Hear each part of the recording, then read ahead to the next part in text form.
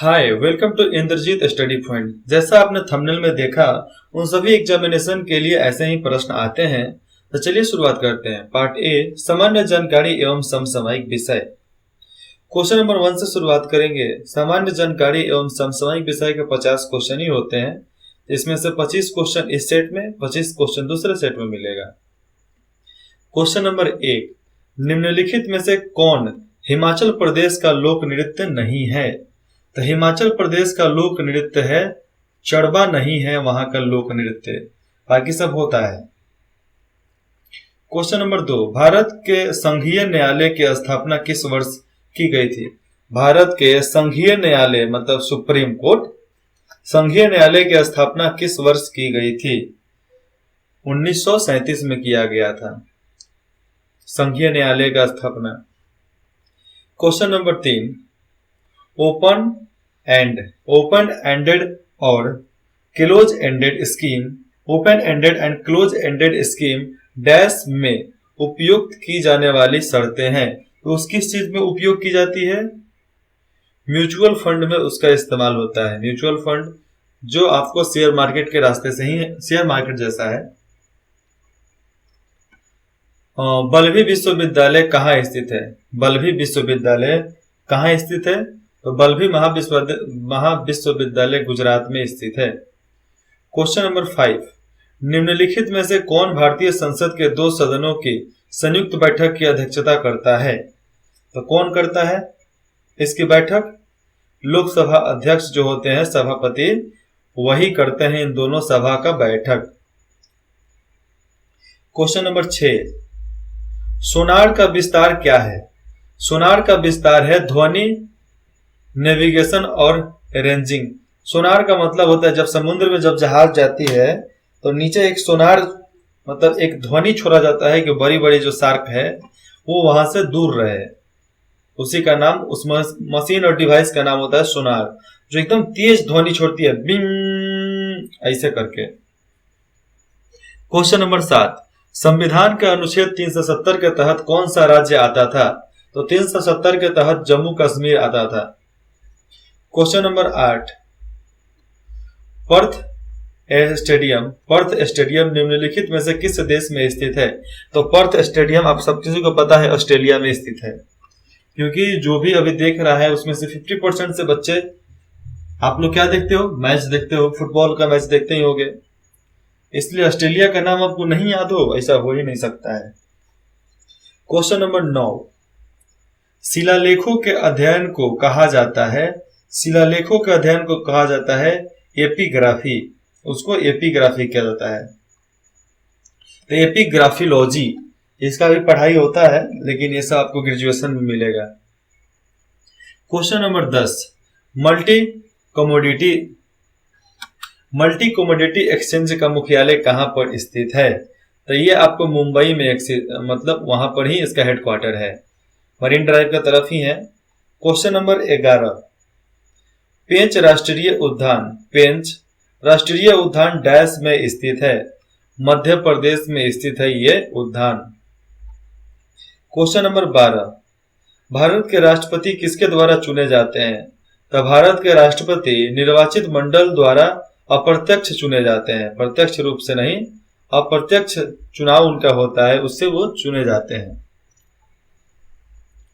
Question number 13, M. A Bhawani किस खेल से जुड़ी हुई हैं? सी.ए. भवानी देवी किस खेल से जुड़ी हुई है? तलवारबाजी से जुड़ी हुई है, वो तलवारबाजी अच्छा करती हैं।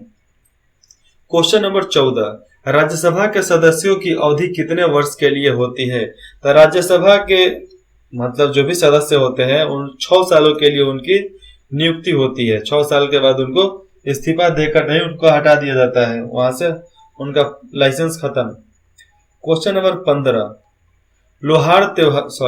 लोसार त्योहार निम्नलिखित धर्मों में से किसके द्वारा मनाया जाता है? तो लोसार त्योहार बुद्ध धर्म में मनाया जाता है, बौद्ध धर्म, ठीक है। क्वेश्चन नंबर 16, वह प्रक्रिया जिससे पौधे सूर्य के प्रकाश के वजह से, सूर्य के प्रकाश और क्लोरोफिल की उपस्थिति में कार्बन हाइड्रोक्साइड और पानी से अपना भोजन बनाते हैं, उन्हें प्रकाश संश्लेषण कहा जाता है। तो आंसर हो जाएगा इसका सी, प्रकाश संश्लेषण।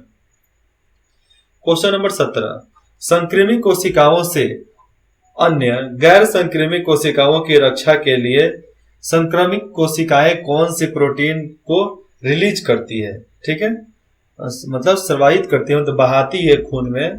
तो इंटरफेरोन को वो बहाती है, जिसके वजह से हम सारे बीमारियों से बचे रहते हैं। क्वेश्चन नंबर 18, राज्यसभा के सदस्यों के निर्वाचन का प्रावधान किस देश के संविधान से लिया गया है? तो ये संविधान दक्षिण अफ्रीका संविधान के तहत से लिया गया है कि राज्यसभा के सदस्यों के निर्वाचन का प्रावधान ये आपको दक्षिण अफ्रीका संविधान से लिया गया है। क्वेश्चन नंबर 19, चिपको आंदोलन किसके विरुद्ध था? तो चिपको आंदोलन वनों की कटाई के विरुद्ध था। जंगलों में लोग पेड़ों से चिपक जाते थे, पहले हम कटेंगे तब पेड़ कटेगा, पेड़ को बचाने के लिए। क्वेश्चन नंबर 20, तुतुबुद्दीन ऐबक की मौत कौन सा खेल खेलते समय हो गया था?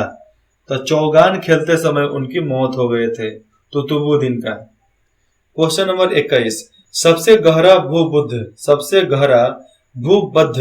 और सबसे व्यस्त बंदरगाह निम्न में से कौन सा है? देखो, सबसे गहरा भूबद्ध क्या, वही बंदरगाह वाला एरिया, वो तो पूरा किनारा नहीं होता वो। और सबसे व्यस्त बंदरगाह निम्नलिखित में से कौन सा है? विशाखापट्टनम बंदरगाह सबसे मतलब हमेशा बिजी ही रहता है, वो सबसे व्यस्त रहता है, क्योंकि विशाखापट्टनम में देखो वहां पर होता क्या है।